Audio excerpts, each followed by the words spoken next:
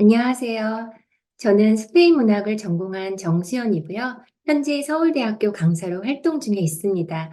오늘은 작가 아소린의 소설 까스티아를 소개해 보도록 하겠습니다. 강의 내용은 고전과 현대 문학의 만남과 영원한 전통 만들기라고 하는 주제로 강의를 진행해 보도록 하겠습니다.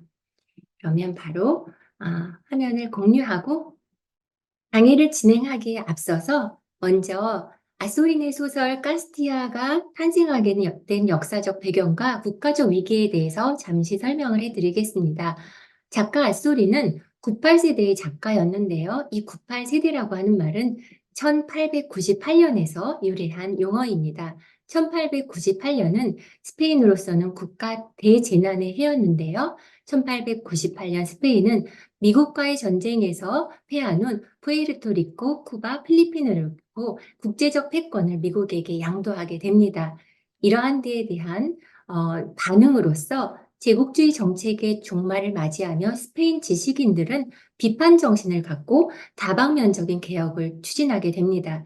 98세대 지식인이었던 아소리는 소설 까스티아를 소개하는데요. 이 까스티아는 무너진 국가의 위상을 회복시키고자 국가재생운동의 정신을 담은 단편 소설집입니다. 자, 그러면 이렇게 해서 오늘의 강의를 시작해 보도록 하겠습니다. 아소리는 이렇게 국가를 걱정하는 모습으로 고전 예술과 전통을 되살리고자 하였습니다. 그래서 고전과 현대를 만나게 해서 영원한 전통 만들기를 통해서 다시 한번 국가가 영원히 존속하리라는 소망을 담고 있는 작품입니다. 오늘 소개한 고전 작품 두 작품은요. 첫 번째는 셀레스티나라고 하는 작품인데 스페인의 로미오와 줄리엣이라고 생각하셔도 될 것 같습니다. 두 번째 작품은 이렇게 선악의 경계 없이 배고픔과 치열한 생존 문제를 다룬 유럽 최초 사실주의 문학작품이라고 평을 받는 아주 의미 있는 또 다른 고전 작품입니다. 라사리오 데 또르메스라고 하는 작품인데요. 이 두 작품이 어떻게 현대적으로 재창조되고 있는가를 보도록 하겠습니다. 자, 고전과 현대문학의 만남과 영원한 전통 만들기 아소린의 까스티아를 중심으로 서론을 잠깐 소개하면요. 98세대를 대표하는 아소린은 국가적 정체성의 위기를 극복하기 위해 국토와 풍경의 재발견, 문화탐방운동, 전통예술의 재발굴을 통해 잃어버린 민족적 자긍심과 역사적 의미를 되살려주고자 하였습니다. 대표적으로 까스티아는 이러한 국가주의 담론을 담고 있는 단편들로 구성된 소설입니다. 주목할 점은 카스티아의 등장인물 중 다수가 고전문학 속의 인물들이라고 하는 점입니다. 유명한 엘시드, 셀레스티나, 라사리오, 산타 테레사, 돈 키호테, 돈 후안 등이 빈번하게 언급되고 그 중에서도 작품 셀레스티나와 라사리오 데 또르메스는 아소린의 소설에서 큰 비중을 차지합니다. 본 강의에서는 카스티아에 수록된 단편 가운데 셀레스티나를 현대적으로 재해석한 구름들과 라사리오 데 또르메스를 재창작해서 주인공 라사로가 98세대 여행자로 등장하는 다음의 세 단편을 분석해 보도록 하겠습니다. 이 본 강의에서 주목할 두 가지 주제가 있는데요. 첫 번째는 고전문학과 현대문학의 공존이 갖는 의미, 이 두 시대의 만남이 창조하는 민족혼의 영원성, 내적 역사의 개념 등을 알아보도록 하겠습니다. 또한 고전문학이 고전에서 머무르는 게 아니라 현대적으로 재해석되었었기에 했기 때문에 어떠한 미학과 사상을 거쳐서 현대적으로 재구성되었는가 그것을 또 살펴보겠습니다. 여기에서는 베르그송의 직관적 시간 개념, 니체의 초월 정신 등을 언급하겠습니다.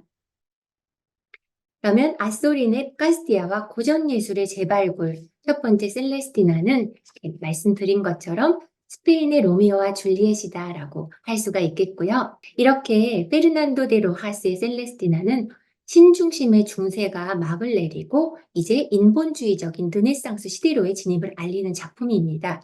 등장인물은 이러한 인본주의 정신에 입각해서 자유의지, 열정, 개성, 개인주의 이러한 것들을 주장하게 되는데 구세대와 신세대 간의 갈등이 일어나고 그러면서 결말은 비극적으로 끝나게 되죠.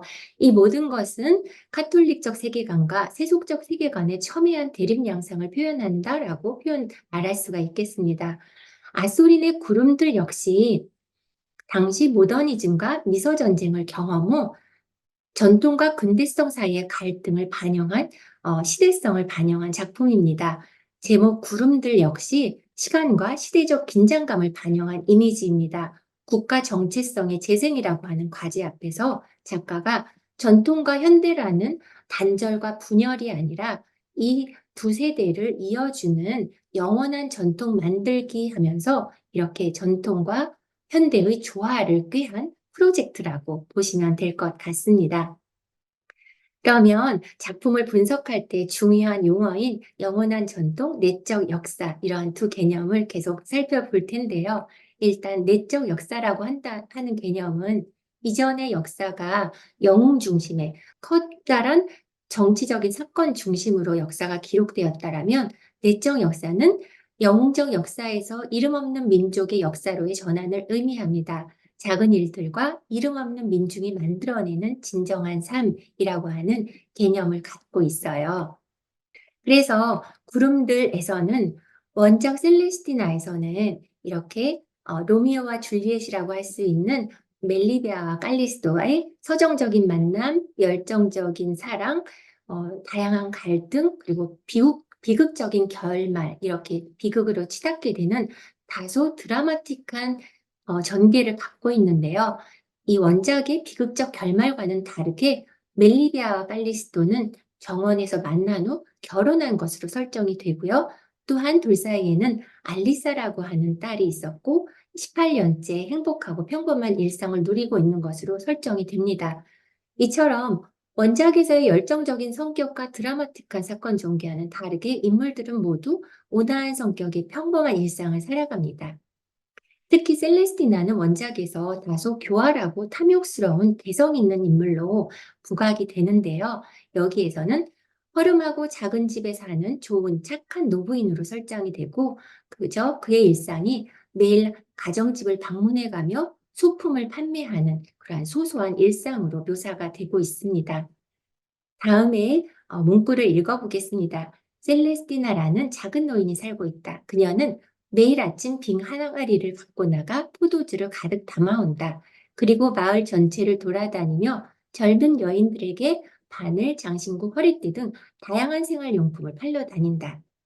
다음은 멜리베아의 성격과 일상인데요. 원작에서는 멜리베아가 다소 감정 기복도 심하고 아름답고 화려한 그러한 인물로 묘사가 되는데 여기에서는 이렇게 그냥 온화한 인물로 묘사가 됩니다. 집안은 평화롭고 고요하다. 옷장은 깨끗하고 향기로운 옷으로 가득 차 있다. 부엌 벽걸이에 걸려있는 도자기와 사기 그릇들이 거울처럼 빛이 난다. 모든 것이 잘 정돈되어 깨끗하게 닦아져 있다. 멜리베아는 항상 미리 준비하고 성실하게 돌본다. 그녀의 사랑스러운 초록색 눈은 모든 것을 담고 있다. 그래서 일상과 소소로운 그러한 작은 묘사들을 또 멜리다의 시각으로 잘 담아내고 있는 부분입니다.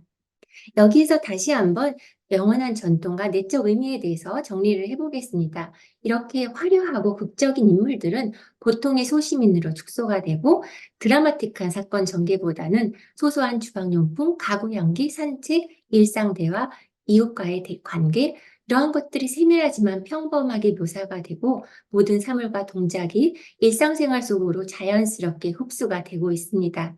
이처럼 거시적인 역사보다는 시민의 작은 일상이 모여서 형성된 내적 역사성을 더욱 중요하게 생각했다는 것을 알 수가 있습니다.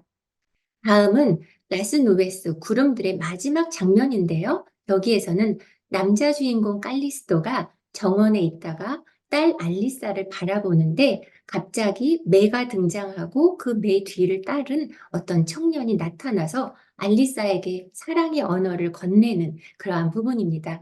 이 장면은 칼리스토가 멜리베아와 처음 만났을 때 장면과 매우 유사하고 또한 스페인 중세 사랑 이야기에선 늘 등장하는 정원과 또 매와 이렇게 남자가 매를 썼다가 우연인 것처럼 여성을 정원에서 마주치는 이러한 설정이 그대로 유지가 되고 있습니다.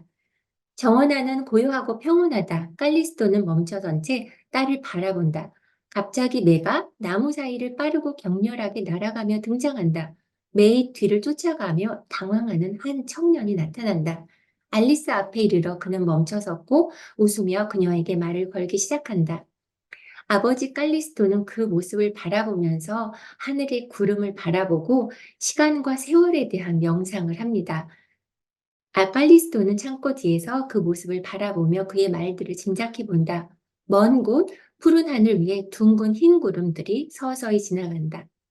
이렇게 작가 아소린을 대변하는 듯한 칼리스토는 삶을 관찰하며 유사한 사랑 이야기가 다음 세대에 반복될 것을 예측해주고 있습니다.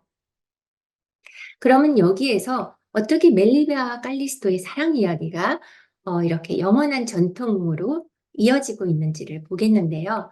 이들의 사랑 이야기는 스페인 국민의 마음에 영원한 전통으로 자리매김하게 됩니다. 왜냐하면 중세부터 19세기, 20세기를 거친 이 모더니즘 기법을 사용한 새로운 버전의 칼리스토와 멜리베아의 사랑 이야기가 있고 또 다음 세대 알리사가 그 사랑 이야기를 반복할 것이거든요. 이렇게 국가 정통성을 상실한 국민에게 스페인의 첫사랑 이야기를 다시 들려주고 집단 공동체적인 기억을 회복시켜주는 것 같습니다. 이렇게 1996년에도 셀레스티나라고 하는 영화가 제작될 정도로 이 중세의 작품은 끊임없이 사랑을 받고 있죠. 아소리는 전통을 회복했을 뿐만 아니라 이것을 본인이 살고 있는 현 시대에 맞게 재구성하는 것을 중요하게 생각했었는데요. 따라서 시간 개념이 많은 모더니즘 미학과 실존주의 철학을 많이 반영했습니다. 그 중에서도 베르그송이라고 하는 직관적 시간 개념을 많이 적용했는데요. 베르그송은 회상과 추억과 기억을 시간 개념으로 연결지어서 개념화했었죠. 그래서 스페인의 잃어버린 과거와 전통, 고전 문학, 정체성을 되찾는데 아소리는 이 베르그송 직관적 시간 개념을 이용하고 있습니다. 아소리는 워낙에 시간에 관심이 많았고 베르그송도 많이 읽었던 작가로 알려져 있습니다. 작가는 추억 회상, 심리적 기억 등을 이용해서 전통의 미를 담은 고전 문학을 현 시대에 재창조한다. 그리고 스페인 사람에게 익숙한 정겨운 장면과 인물들을 소환해낸다. 독자는 현대의 감각에서 멀어진 중세를 추억하게 될 것입니다. 상상의 언어로 재창조되는 멜리베아와 칼리스토의 사랑 이야기는 구름의 시적 이미지와 함께 독자의 깊은 기억 속을 파고들어 초월적 영원성을 만들어줄 것입니다. 이렇게 중세의 사랑 이야기가 가솔린의 시대를 거쳐서 또 지금까지도 이어지고 있는 그 영원성을 우리가 확인할 수가 있는 것 같아요. 다음은 두 번째 고전을 소개하겠습니다. 라사리오 데 또르메스라고 하는 작품인데요. 여기에서는 두 명의 인물을 분석하겠습니다. 첫 번째 인물은 주인공인 라사리오고 두 번째는 라사리오가 세 번째 주인으로 모셨던 하급 귀족에 대해서 설명하고 이 두 인물이 어떻게 98세대의 정신과 이어지고 재해석되고 있는가를 보도록 하겠습니다. 일단 라사리오의 인생은 탄생 자체가 불운했었고, 어린 시절 부모님을 떠나서 이렇게 카스티아 전역을 돌아다니면서 때로는 국어를 하고, 때로는 도둑질을 하고, 사기도 치면서 이렇게 그때그때의 배고픔을 해결하는 힘든 인생을 헤쳐나가는 그런 개척적인 인물로 묘사가 되고 있죠. 그런 만큼 이렇게 선악의 경계 없이 배고픔과 치열한 생존 문제를 다룬 유럽 최초의 사실주의 문학 작품이라는 평가를 받고 있습니다. 아소리는 라사리오의 삶의 여정에 진리를 찾는 고행자, 순례의 이미지를 부여하고 있고 이를 통해서 스페인의 문제를 걱정하고 고뇌하는 98세대 자세와 동일시하고 있습니다. 다음의 대목에서 그것을 확인할 수가 있는데요. 한번 읽어보겠습니다. 여행자 라사리오는 카스티아 마을을 순회하며 허름한 여관에 머무르고 아름답고 근엄한 풍경과 사람들의 궁핍하고 험난한 삶을 관찰한다. 그의 초연한 마음과 암울한 비관주의가 공기에 스며들고 마을 전체를 가득 채운다. 여행자는 가장 높은 성에서 카스티아를 아름다운 전망을 감상한다. 이것은 라사리오를 이야기하고 있는 것 같지만 사실은 98세대를 묘사하고 있는 것입니다. 98세대 지식인들은 이렇게 카스티아 마을을 순회하면서 국가의 문제점을 관찰하고 비판하고 다소 비관주의적인 시각으로 노출시키고 비판하면서 개선안을 발견하려고 노력을 했습니다. 따라서 이렇게 가장 높은 성은 지적인 권위주의를 상징했었는데요. 이렇게 지식인이 가장 높은 곳에 올라서 국가의 운명을 걱정하고 성찰하는 그러한 모습을 보여주고 있습니다. 이러한 19세기, 20세기 지식인의 모습을 16세기 라사리오의 모습에 함께 투영하고 있다는 것을 볼 수가 있겠습니다. 두 번째는 라사리오의 세 번째 주인이었던 하급 귀족에 대한 분석을 해보겠는데요. 작품에서 라사리오는 이렇게 생계를 위해서 열심히 투쟁을 하는 것을 볼 수가 있는데, 이 하급 귀족은 그 현실성이 없게 과거의 옛 명예에만 매달리는 다소 현실성이 없는 무능한 인물로 그려지고 있습니다.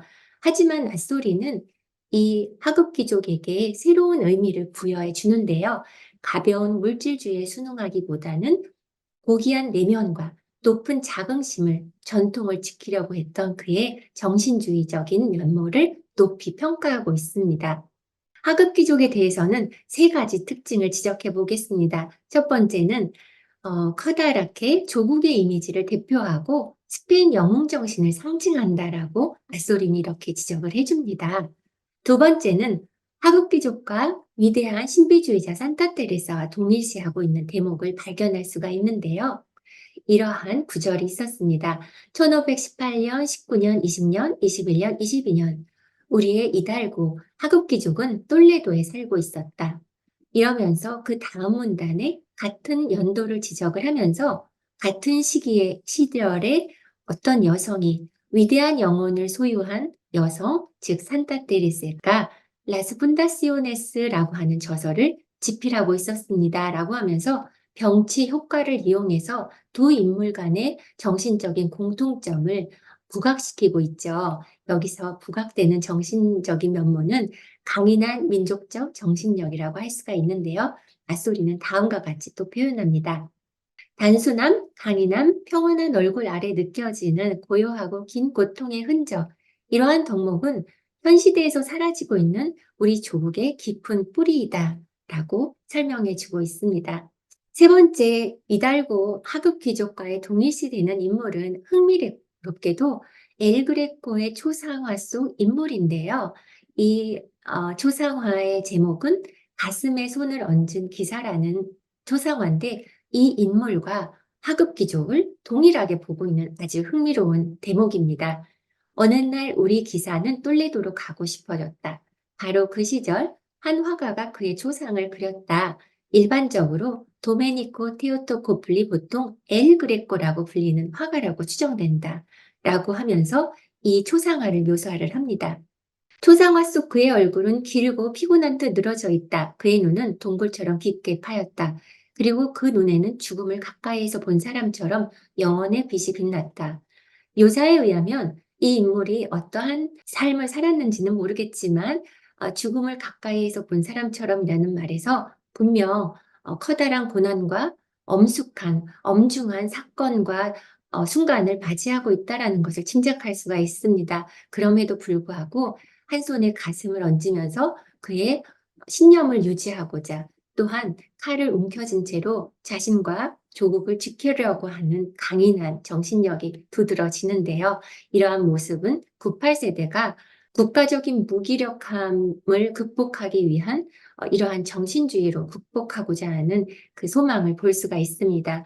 따라서 영혼을 쫓는 신비주의자의 고행자의 모습을 우리 주인공 하급 귀족에게 부여해 주고 있습니다. 자, 이러한 것들 정리하는 의미에서 다음을 읽어보도록 하겠습니다. 아소리는 하급 귀족, 산타 테레사, 엘그레코 등 다양한 인물을 통해 역경을 인내하고 극복하는 초월적 정신세계를 형상화하고 있다.